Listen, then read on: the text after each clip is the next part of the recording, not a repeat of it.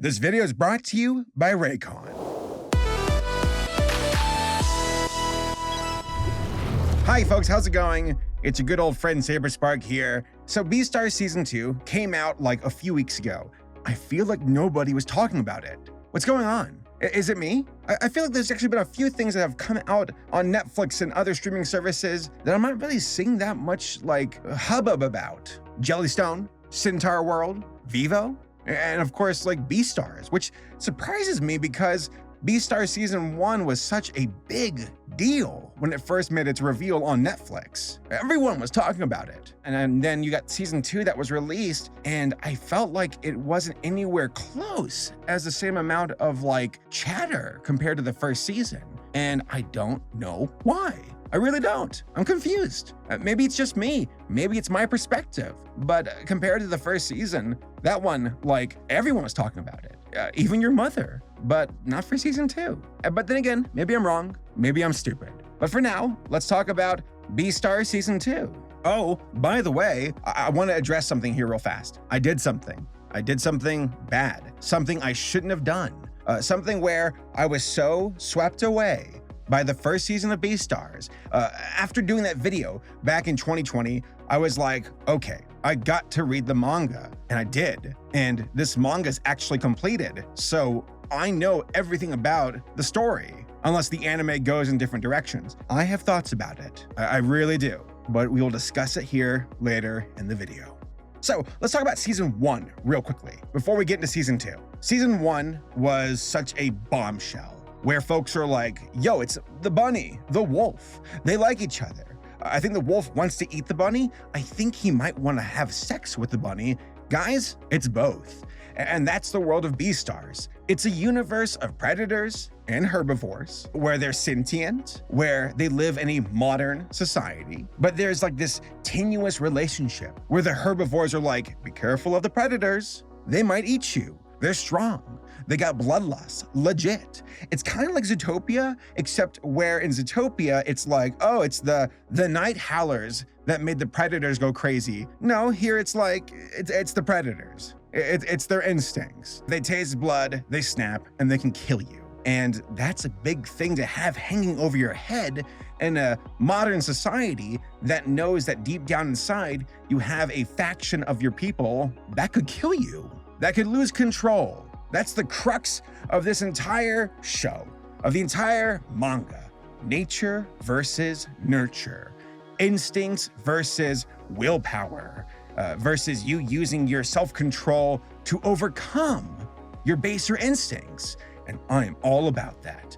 Beastars is social commentary in a very big way, and it also is able to mobilize the conduit of anthro-character storytelling, which, I'll be real with you, I know, get your laughs out, I'm gonna say it.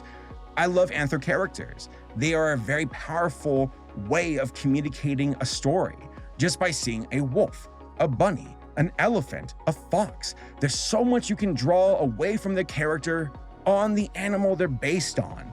Now, it doesn't mean they are the sum of their animal traits, but usually they are, or the character plays off of it. We see that with Haru, the bunny. We see that with Legoshi, the wolf. We see that with Louis, the deer, where you can see them as the animal that they are and go, a deer. So not as strong as a wolf. As a matter of fact, wolves eat deer. That should tell you something about how powerless Louis can be sometimes. Keep that in mind. Or, oh, a wolf, when it attacks a prey, it can go crazy. Keep that in mind. Or, bunnies like to reproduce. That means they like sex.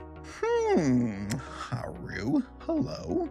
I'm just digging my grave deeper and deeper, aren't I, folks? The Season 1 story is mainly about Legoshi and Haru. How you have a wolf who falls in love with a bunny and vice versa.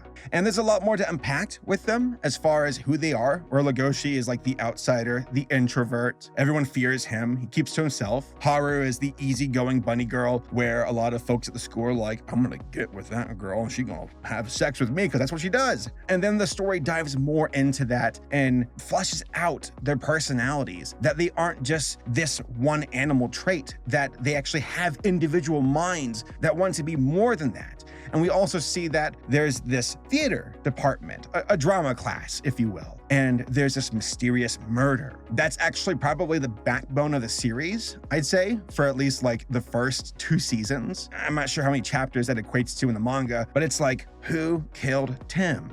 Tim died. Who did it? Could it have been Legoshi? Who was it from the drama class? Who was it even from the drama class? There's a mystery, and we follow Legoshi and the other classmates and Louis, mainly Legoshi, as he tries to discover who killed Tim the alpaca. I could legit go on and on and on in probably an hour-long video essay about this. If you want to know more about like the world of Beastars, the social commentary, the nature versus nurture, go watch my first video, because we're now starting to enter, I'd say, spoiler territory. So just heads up. All right, 3, 2, 1, let's jam. Season 1 ended with Haru and Legoshi basically declaring their love for one another. Season 2 begins with Legoshi continuing to discover, hey, who killed Tim? I'm gonna look it down. I'm gonna try to find out. I'm also going to try to make more of an effort to control my baser instincts and be taught by this panda guy at the meat market how to be a better me. Not to rely on my teeth, to rely on my other strengths, like my arms and my claws and my legs. And then we follow Louis, who's now become the leader of the Shishigami. Basically, I mean, for all intents and purposes, in the lion den. The Shishigami is a gang of lions at the black market, the back alley meat market, which is like the black market. Legoshi is a predator who doesn't want to let his instincts control him. He's afraid of the monster he can be. Louis is a herbivore who doesn't want to be powerless, who doesn't want to be the prey of this world. He wants to be in control of his destiny. Those are very 2 important character types that play back and forth on each other as we follow their respective story. Haru, first complaint of the series, by the way, for season 2, is barely in the show, and that bums me out. It really does. Haru's there, but like definitely takes a back seat compared to the first season, where I'd say Louis was bumped up to her spot as number 2, while Haru dropped to number 3, possibly even lower. There's also side characters on top of like Legoshi, Haru, and Louis, who I'd say are like the 3 main characters of the show. You got Juno, the girl wolf, who's still so infatuated with Legoshi. There's a part where I think she was quite ready to give herself to Legoshi. I think she even declares it. You got Pina, who's like a ram. He kind of comes in to replace Louis. He's suave, he's sexy, he's like the ladies' man, but he's not as like sharp as Louis. Where Louis feels like he's very much so like deliberate with his thinking and what he wants, Pina seems a bit more like aloof, but also somewhat like conscious of messing with people, but it's not as direct. You got like the Shishigami. We get to discover more about the lions. This father character for Louis in the gang, where he's like looking out for Louis, trying to help him out, try to guide him, really believing that Louis can like turn things around for the Shishigami. There's a lot, again, a lot that I really feel like if I get into it, it's just going to be a world of just diarrhea of the mouth rambling. Just know that season 2 carries on with the social commentary of a world of herbivores and carnivores that are at odds, where there's moments of clarity where Legoshi and other predators don't want to be these monsters that become unhinged. They don't want their instincts to control them. They feel such guilt for killing. And then you have other predators who are like, I feel no guilt at all. There's a side story about them going to a strip club, not Legoshi, and the show's done this before, where there's the occasional like 3 to 4 minute side story of like the chicken who lays eggs for the school and how proud she is. But in this season, it's like, it's the girl stripper who is having this inner monologue saying like, I could die at any moment, but it makes me feel alive.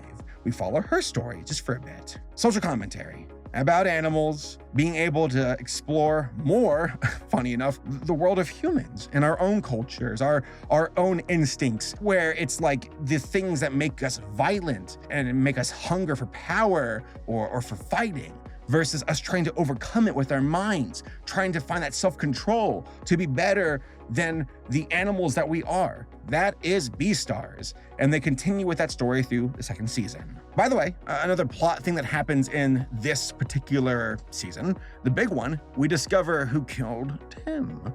Spoilers again, it was Riz the bear. He killed Tim, and Legoshi and him have a big old throwdown fight. Louis shows up, he gives him help. Let's just say that Louis doesn't have a leg to stand on anymore. There's a lot of symbolism, a lot of powerful imagery, but I guess my final thoughts on season 2 being this: it wasn't as good as season 1. wasn't as compelling. Still very good. And the animation, for what it's worth, by Orange Studios, amazing. Orange, keep it up. I love what you all do. There are moments where the 3D stops and I can't tell if it's 2D or 3D. That's how good it is. But my one complaint being that Haru is not as present as she was in the first season. And I guess, again, spoilers. I'm just letting you all know that only increases as the manga goes on. Haru takes more of a back seat. She's more of a plot device for Legoshi, and that makes me sad. I liked her a lot as a character, and as the manga goes on, it's more of the Legoshi-Louis show versus Legoshi and Haru.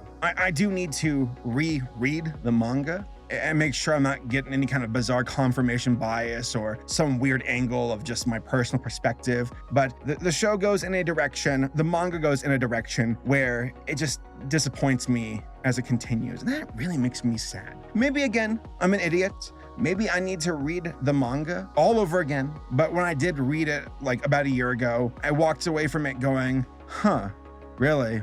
That's what it did. Damn. I guess we'll see what happens next. I don't know, will the anime like override it? Will the anime say, hey, we see what the manga did, we're gonna do something different? I don't know. I doubt it. But overall, I give massive props to the voice actors. I give props to the animators, and it's still a good story. I think this is a very different kind of world, and I like what they're doing with the Anther characters, and it's still worth checking out. So if you've seen season 2 of Beastars, let me know what y'all think in the comments. I'm curious to see what y'all think. I haven't seen many other folks talk about it, so fire away. I wanna know. Maybe I'm wrong. Maybe I'm the idiot, and I'm biased to this himbo Louis. Did you all see me tweet about that jokingly? And then Twitter thought I was serious and they wanted to crucify me? Word of advice, if you're going to be sarcastic on Twitter, let them know. Because if they don't, you might get your ass blown out. Take it from me.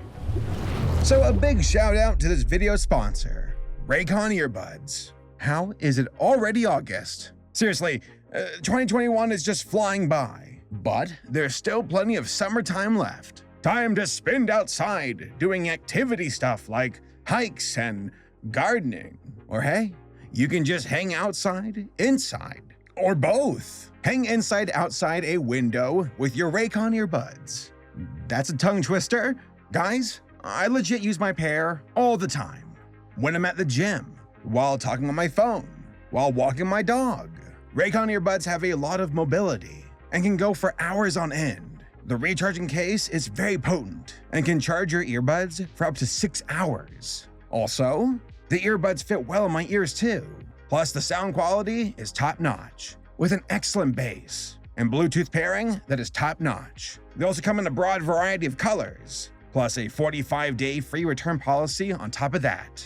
Raycon is truly disrupting the electronics industry by designing premium wireless audio for half the price and without the compromise. They're doing things differently than other brands out there, from the way they design their products to the way they price them. Raycon holds true to their customers' experience from start to finish. I mean, we're talking about a company that was co-founded by Ray J, and celebrities such as Mike Tyson, J.R. Smith, and Snoop Dogg are obsessed with Raycons. And best of all, Raycons are fairly priced and don't cost an arm and a leg like other brands. But Raycons still maintain a high level of sound quality. So click the link in the description down below and go to buyraycon.com/Saberspark to get 15% off your Raycon purchase.